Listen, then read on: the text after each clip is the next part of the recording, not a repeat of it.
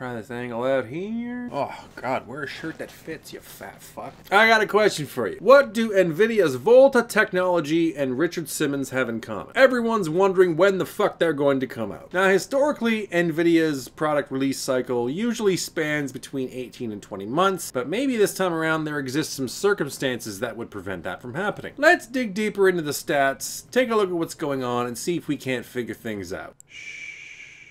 Okay, before we begin, let me get one simple concept out of the way. Trends are not necessarily indicative of future outcomes. Just because something was, doesn't mean it will continue to be. For example, just because grandma's been bending over and taking dick for grandpa for the last 60 years, doesn't mean she's gonna be able to tomorrow. She could be having a particularly dry day, dementia could be setting in and making her think it's yesterday, and thus she had already given up that sweet pussy to grandpa, or she might have died and grandpa didn't get back in time from his Parcheesi game to find her while she was still warm. Bottom line is, in all above listed examples, conditions changed that affected the outcome. And now that all that talk of grandma caused me to blow my load all over my shirt and forced me to change it, let's take a look at Nvidia's recent past and see if we can spot any trends that might at the very least give us some sort of inkling of an idea as to when Volta should be expected. Okay, so looking all the way back to the 400 series, we've got an 8-month gap between the 400 and 500 series, a 17-month gap between the 500 and 600 series, a 14-month gap between the 6 and 700, a 16-month gap between the 700 and 900 series graphics cards, and a 20-month gap between the 910 series cards that we have on the present market today. But of course, that doesn't tell the whole fucking story, because Nvidia has a habit of recycling architectures between launches to help sort of fill the gap until they get something new ready. So if you look at the microarchitecture code names, we get 25 months between Fermi and Kepler,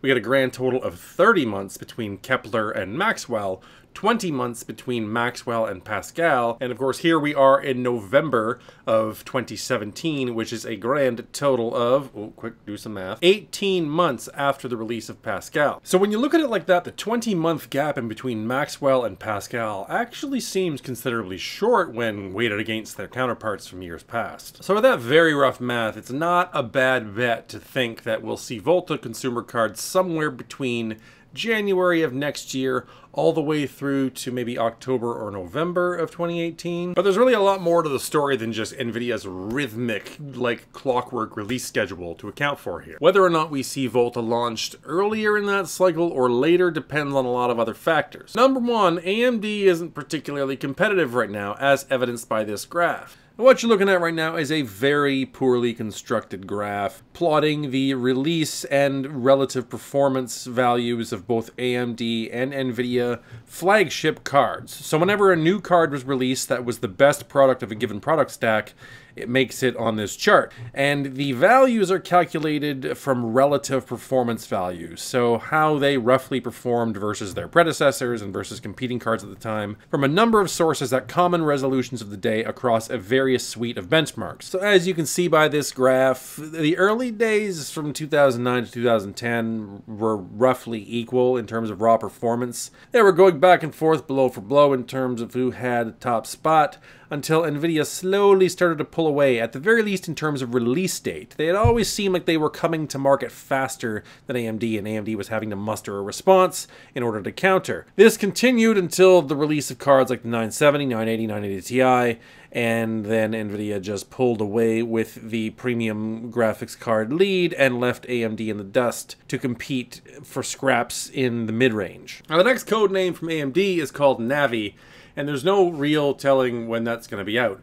So the question is there any incentive at all for Nvidia to launch Volta to the consumer market if there's no competition? And the answer is actually yes. Take yourself all the way back in time to the release of Sandy Bridge. Now, it was a very popular architecture. The 2500K and 2600K sold very amply. The community was very pleased with what they were getting. You were able to achieve 4.2 to 4.4 gigahertz on the stock cooler with the 2500K. It was a big step forward for Intel, yet not everybody bought into it. It's not like everybody out there in the world that had reasonably well overclocked i7 920s went, oh, Now it's time, let's do it, because the performance improvement that you gained wasn't particularly significant, and some of the first generation i7s and Linfield i5s and even Q6600s, Q9500s, 9400s, 8200s, all those CPUs in there still did the job that was needed to be done for the majority of games that people were running at that time, so there was no real incentive to upgrade. But Sandy Bridge still came out, and so did Ivy Bridge, and so did Haswell and Broadwell, and so on. And why, you ask, is that the case? Companies that don't face any external competition still face it from within their own company, believe it or not. Intel released new CPUs every single year, despite the fact that they were only between 4 and 8% better than the previous generation,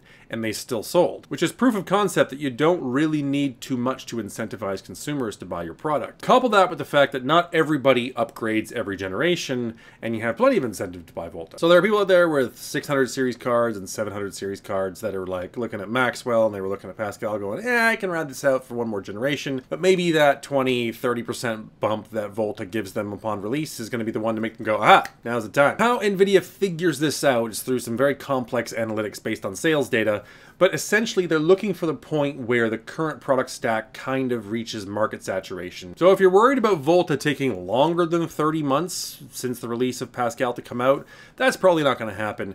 And by the end of next year, the absolute latest is when you're going to see 11 series cards or whatever the fuck they decide to name them. And in fact, I really don't think it's going to take the full 30 months for the product to come out. The only reason that Kepler took so long to release is because it just wasn't ready yet. And that's precisely why AMD was able to beat NVIDIA to the market with the first consumer available 28nm GPU with the 7970, which gave them a few months of uncontested sales before the 680 came out and sort of took back the crown. But Volta, we know, is ready. It's ready, it's done, and you can take it out of the oven, it's cooked, it's as juicy and delicious as it's going to get. Well, maybe not as juicy and delicious as it's going to get. I mean, there's still process maturation to account for as time goes on. But we know the V100 is out there, it's available, it's ready, people are buying it, people are deploying it.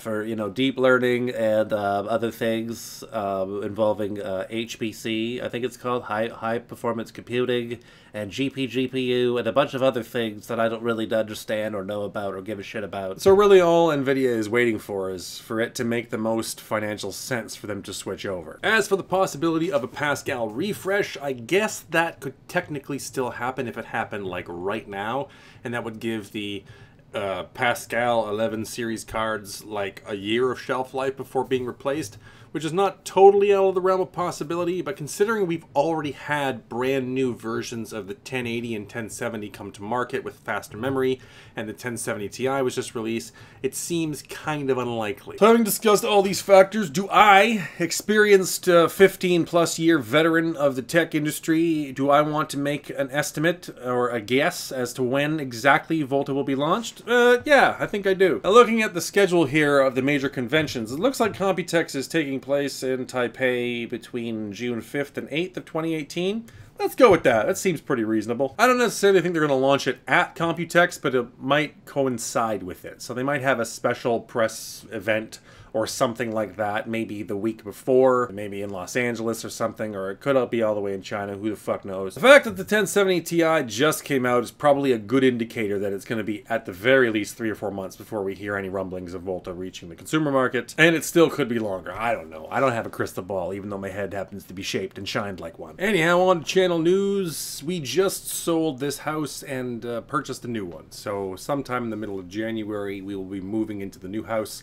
I will be setting up what is probably a dedicated little studio and toy area. That should be fun. Maybe we'll film a bit of that, do some vlogging. But until then, expect frequency of the videos to be like kind of uneven. I might miss some weekends here and there, but I'm still around. I'm not going anywhere. Just keeping up with the rigid every Saturday schedule is probably not something I can sustain going forward as my life gets a little bit busier and more complicated as time goes on. But you can bet whenever I'm pissed off or have something to say, I'll be here to say it first. Anyhow, folks, thanks for watching, and yeah.